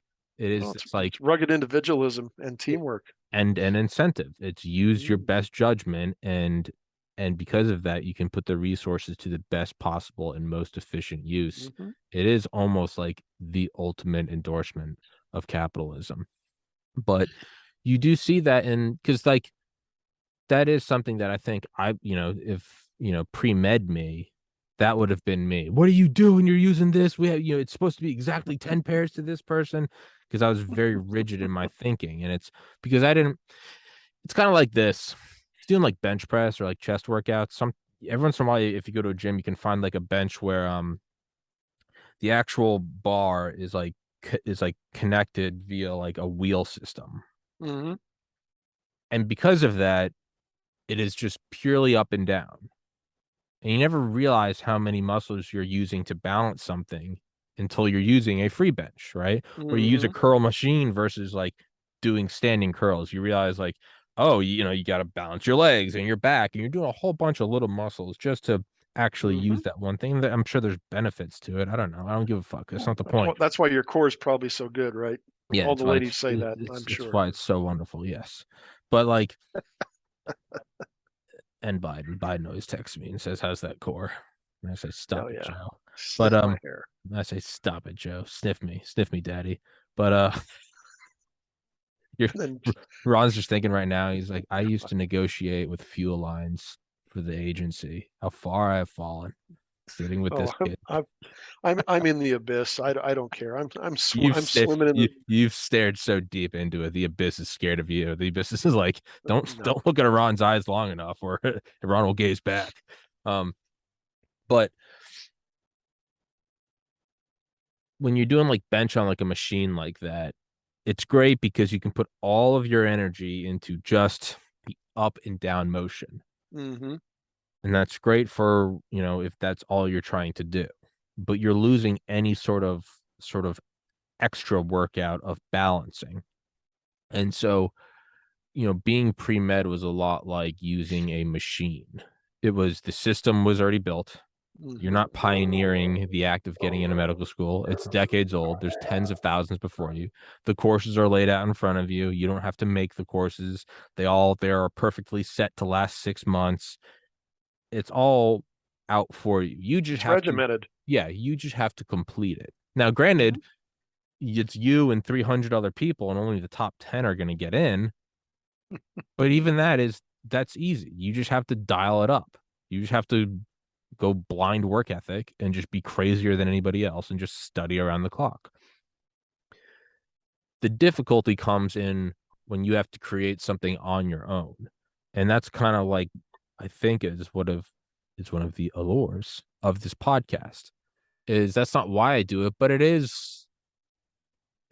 there definitely is an aspect of that where it's like there is no you just have to pass podcast 101 and get at least a B plus. And it's like, no, there is none of that. None of it fucking matters. No No. one cares if I crop the image correctly. It doesn't mean shit. You can do great episodes and then just no one, there's no class about, and now what happens if a pandemic arises and there's marriage between corporation and state and they start censoring you? That's not in the fucking guidebook. You're halfway through a podcast, you're like, well, I wasn't planning on having to fight Pfizer and Google, but here we are. Like, but there is this sort of cool thing where it's like, how do you adapt? Like, one of my favorite quotes ever is, "No one cares, work harder."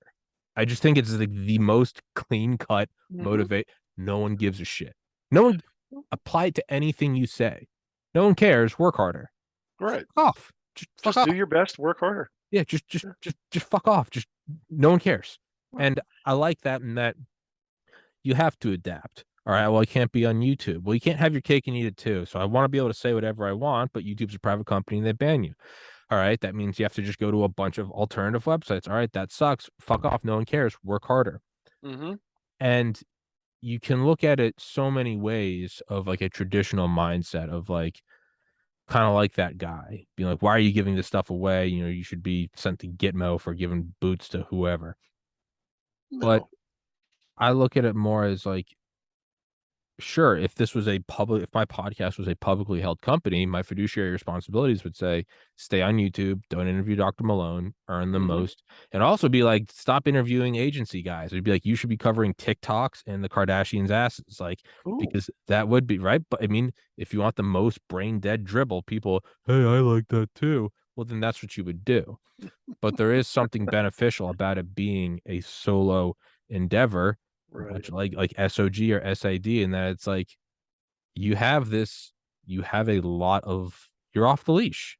do whatever you want, and it's you Well, can either. yes, I mean, but you do have to, report back and what you did and how you accomplished it, and there is an op plan or a con op or there is guidance from on Mhm. high. I mean, the chief of station says, I need you to go out and pass the wire, and I need you to do X, Y, and Z, and you go out and you do X, Y, and Z. He doesn't really tell you how to do it, but you've had training and good judgment, and you bring everybody back, and he goes, oh, okay, tell me about it, and I did X, and we had to put Z in front of Y because of the conditions on the ground, and this happened, that happened, and but I accomplished everything, and sometimes you get grumped at, and you brace up, and you're like, yep, all right, I effed up on, or whatever, and or sometimes you like. I saw an opportunity, boss. Not only did we get X, Y, and Z done, but we were able to get A, B, and C done Mm, because, target those were things that opportunity. needed. I mean, we were able to accelerate some stuff, and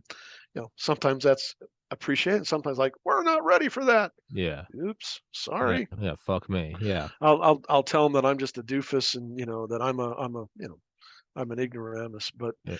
I you can never you can never get punished. At least I never got punished for doing the right thing.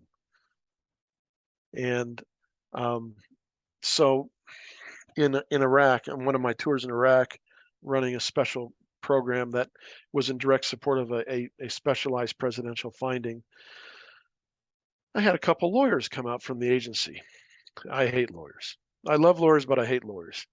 And I'm all like, oh shit, because these guys are, they show up and they're literally dressed in safari suits type of thing. The old bush jacket Yeah. with the, Uh-huh. like something right out of, like an old Victor Mature movie or something like that, King Solomon's Mines. You know, and I'm like, okay, I've seen these guys in the building, when I was there, but guys kind of look a little goofy, but whatever, so I give them, hey, this is what we're doing, this is how we're operating, and I believe that I'm within the confines and the spirit of the presidential finding. And, so, I mean, you know, oh, that's the other thing. You never F and lie. I mean, you never tell a lie to within your food chain. I mean, I'll lie to an Iraqi or an Afghani all day long. I don't care. But my food chain, if my boss can't trust me, The whole thing's fucked. well, then I can't. He'll never let me go out of the wire. He'll never let me go to the airfield and run, agency air operations and make deals with the Turkish refuelers and things like that. But I brief these guys, and they looked and they go, "Oh yeah, this is great. This is even, this is."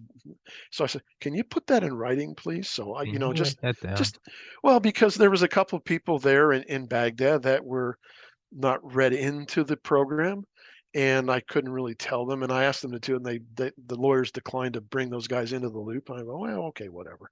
Um, but they didn't like they said, no, no, no, you need to do this. I says, well, I'd love to do that, but I got a higher priority mission right here. I'll try to do that on the way back, but I have to get to mission area X, do what I need to do. And on the way back, if we have a few minutes and we got some spare fuel and blah, blah, blah, we'll take a peek. No, oh God, we're going to send you home.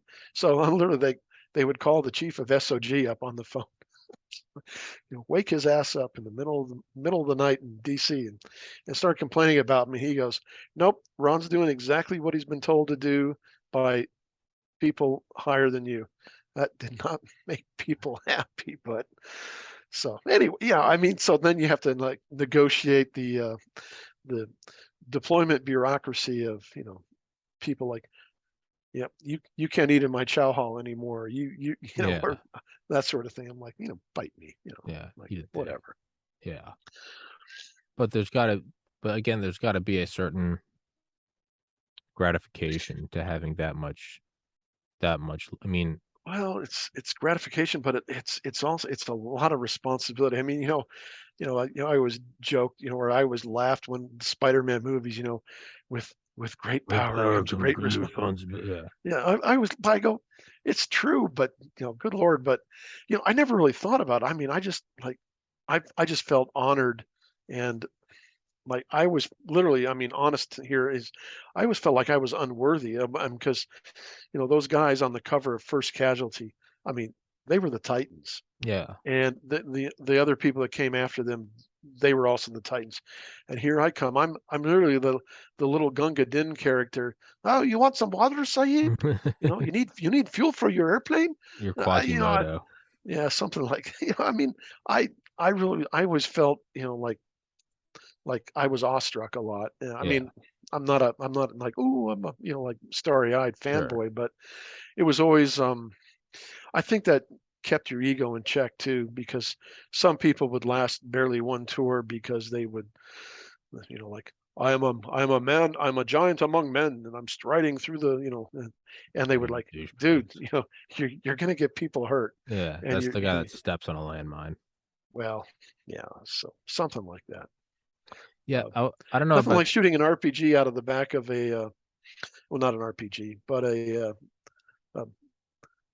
the grenade launcher under the M4. Sorry, I'm doing a brain fart on nomenclature, but yeah, because he has his finger on the trigger and he's trying to show off. And what do you have a fucking grenade in the launcher for, anyways, dude? You're what the fuck? so, yeah. Well, grenades armed by spinning. These grenades, the projectile, they armed by spin. Luckily, it only had to travel a couple feet, and I get back, and of course, this guy's all like trying to make excuses, and I'm going, "What the hell's going on?" Because I wasn't on the mission, I had to do something else, and I get my air crew is just like they're in orbit, and they go, "This motherfucker, da da da da." And, it's like 2 in the morning. I'm like, "Oh, Jesus." So we get out our little flashlights, our little surefires, and there on the metal floor of the helicopter is this beautiful crater dimple, of a 40 millimeter grenade shell impacting. I says, "Wow." He says, "Yeah." And then it tumbled out, and it's, God knows where, and probably blew up in some farmer's field somewhere, or mountaintop. I don't care. But and so I go, "Wow, that was close." He says, "Yeah." You know, and you know, so yeah, so the guy comes, "Yeah, you really just don't tell anybody." I mean, says, "Dude, I'm gonna, I have to tell people." It's like this is unsat, Yeah. and I went and told his boss, and his boss just like, he was already up. This guy was on the cusp of getting fired or getting sent home, whatever. So I told him that. He's like, "Arr!" So I had to go tell the chief of station. Chief of station, literally like, "When's your next plane going to Tashkent so I can put him on a plane back to the States?" Yeah, I I says, mean, "Tomorrow morning." He says, "Good." And he looks at the guy's boss and says, He's on the morning flight." but I mean, So, you kinda have to. I mean, oh yeah, that's such like an elementary mistake though, it is. But he thought because he was part of the cool guy gang that that he you was can just immune to no. that. And no, I mean I mean, you know, if people like Dale had been on the flight, the guy would not have been walking. Dale would have probably butt stroked him in the next week, and I I'd would have have thrown him off like, the helicopter. "No, I wouldn't done that," because that would be a crime. But he just butt stroked the guy and said, "Oh, he tripped falling out of the helicopter, or he, getting off the helicopter." And he got up to try to do it again. Damn it, he kept falling out of the It was the helicopter m onto damn the tarmac. it's the damnedest thing. Yeah. So, but yeah, so and then a few months, fast forward a few months later, I'm in headquarters in between rotations, and I'm going down to Starbucks there, the busiest Starbucks in Washington D.C., and getting my large venti, triple caffeinated, whatever overpriced coffee that, um, and there he is in the hallway, and he comes walking right to me. He says, "You know, you shouldn't have done what you did. You ruined my career." I mean, this is in the hallway. There's people walking to and fro, and I'm like, "Dude, really? You want to do this here? You know, you want to go in the cafeteria and like sit down so you can at least like not look like a total butthead?" And he just kept going, and finally I'm like, you know, "I'm done. You Yeah. you got a problem with me?" And he says, "You come back here. I'm like, he's starting to bow up on me. I'm like, "Really, dude? You You fired a grenade. yeah. I mean, you know, That's on you. Yeah. And so I go back, and by this time I'm like, I don't need my effing venti coffee. I'm like, "Ugh." And my boss goes, "What's wrong?" I says, "Remember I told you because I told him what Yeah, yeah, happened." yeah. And I said, "Well, he just like he wanted to." He says, "He what?" I says, "Oh yeah." Says, "That's." He stomps out of the office. He goes to see that guy's boss in the building, and I don't know. I never saw the guy again. I don't know. Maybe he's still guarding the weather station in Nome, Alaska, or something like that. I have no fucking clue. Probably an alert Canada or some shit. But yeah. So hey, but I mean, so I guess the long-winded explanation here is that the agency were not all supermen. I mean, those, like I said, those guys on First Casualty, they were the titans, and then a lot of us aspired to be, nearly as good as them. Um, but there's also, like any large organization, there are people that anchor the bell curve at the other end, Yeah, and they're, not good people. yeah. It's you know, which is why that book Beyond Repair is, I think, you'll you'll probably call me up and say, "Hey, you want to do another interview? I finished that book. I want to hear your thoughts on it." So, because And there's more stories, and you'll and say Sam tells some good ones. no. You tried to get me to endorse you for sniffing children. Yeah, No, no, no. I'll say, no. Actually, people, what he wanted to do is really he wanted to help Jill Biden in Philadelphia yesterday. You know, like, we don't want to fuck Joe Biden. Well, fuck Jill Biden. Never mind. no, Sorry, that's really again. sick. No, God, God, Wolf, you just God, quick. you just did We're yourself. You just did yourself, and you're the grenade guy. Don't fucking come to me for help. You just did that to yourself. You just did that to yourself. You just shot yeah, yourself. yeah, yeah, yeah, But don't yeah, come yeah, bitching yeah. to Well, me for see, some that's what happens morphine. when I got to pee too now, so but Yeah, I'm see, I'm that's what sticking it happens. out because I'm As a I, tough guy. all right, well, there's no trophy for it.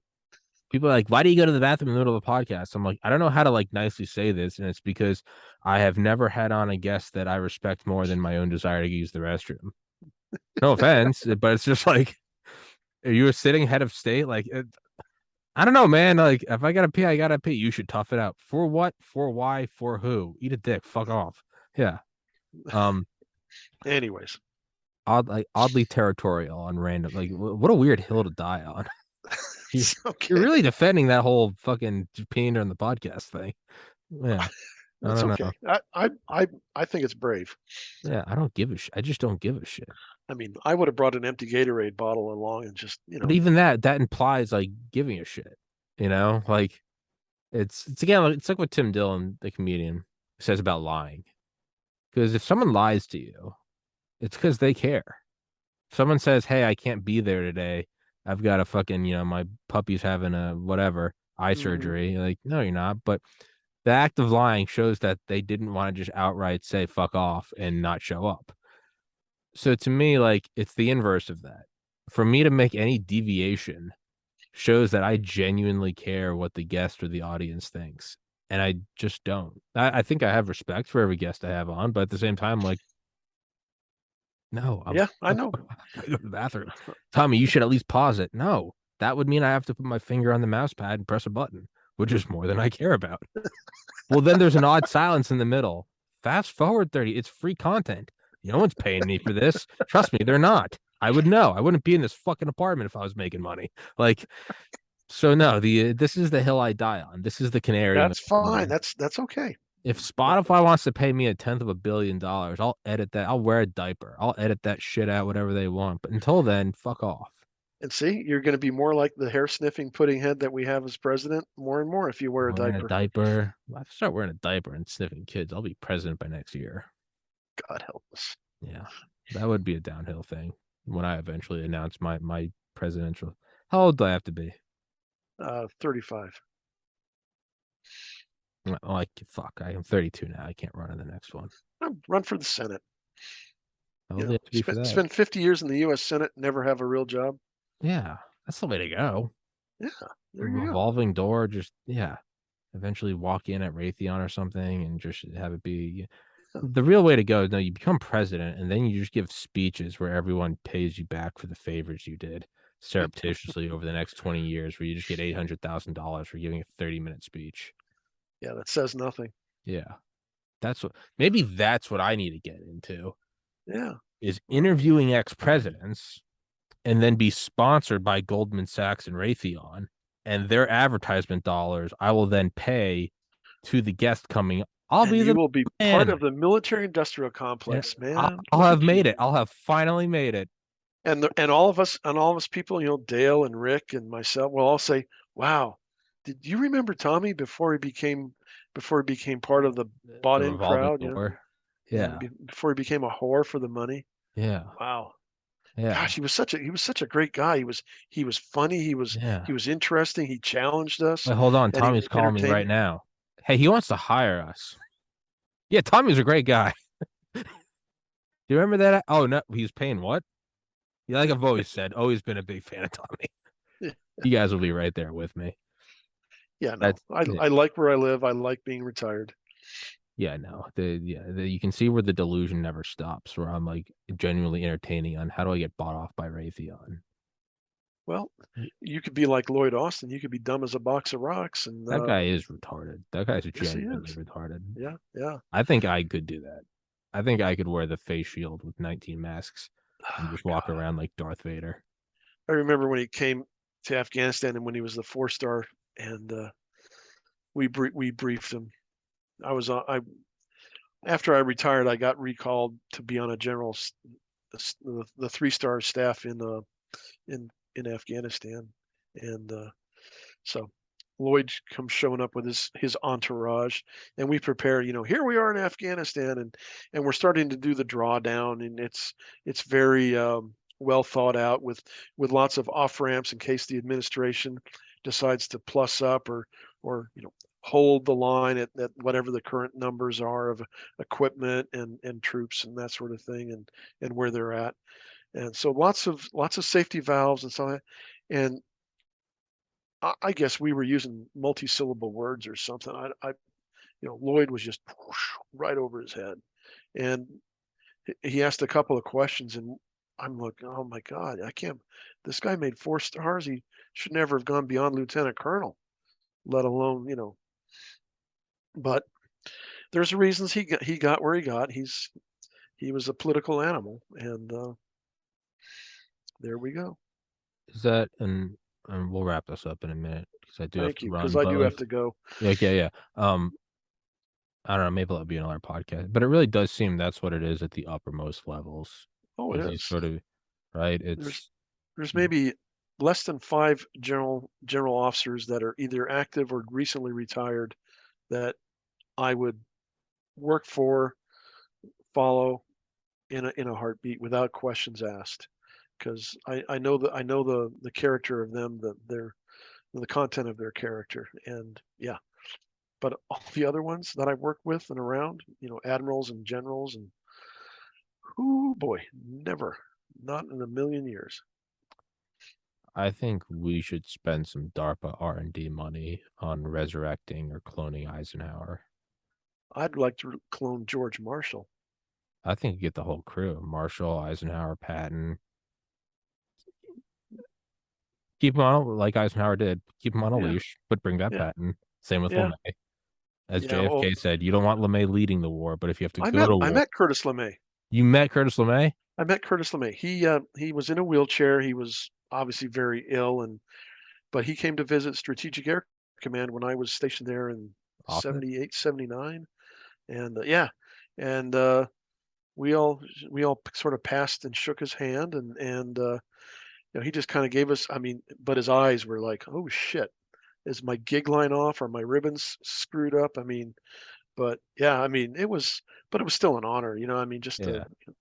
And the commander in chief of SAC at the time, they still called them commanders in chief, Sync SAC, was Richard Ellis. And Ellis had won the Distinguished Service Cross in flying bombers in the Pacific Theater in World War II. So That's so he was also a warrior. that's so So cool. I want to clone Curtis LeMay. it'd be something. It'd be fucking wild. My favorite Curtis LeMay story is he's smoking a cigar, looking at a bunch of B-36 peacekeepers, and like there's just fuel all over the runway and on the Hmm. tarmac, whatever the fuck. And he's smoking a cigar, and some like young guy looks at him and he goes, "General, You really shouldn't be smoking that. If like in a single ember falls, all these planes will go up in flames. And he looks at the planes and he goes, "They wouldn't dare." That's right. That's right. Fucking Curtis LeMay. But Yep. Mr. Moeller, let's Yep. wrap this one up. Thank you so much, man. It's always You're fun. always welcome. I See, appreciate now your we have patience. subject for next time, if there is a next time. It'll be a next day. It's entirely up to you. I push. It's brinkmanship. It's nuclear brinkmanship. I push guests to the limit, and then I'm like, the ball's in their court. Will they accept the next text? Hey, you want to do an episode? Yeah, yeah. You can count on me. It feeds my ego. Fuck that, and that's the weakness of everybody. There's only been one person that's ever told me we're not doing this again, and I don't, out of professional respect, I won't say who it is, but they've only been Aw. on. They've only been on once, and they were very adamant about not coming on again. So that All was a right. No, I have no little problem. little trivia. Anybody can find out who that is, but I'll tell you one day. Who was I rather? It's Yeah, I'm fun. just not even gonna. I'm not gonna elaborate anymore. That's okay. That's But all right. it's funny. um, but with All that, right. let's wrap this bitch up. I'll put your Twitter in the description. I'll send it to you when it's up, and appreciate your time, man. As always, Yeah. thank you so much Easy for day, coming on brother. here. All right, thank you so much. God bless America.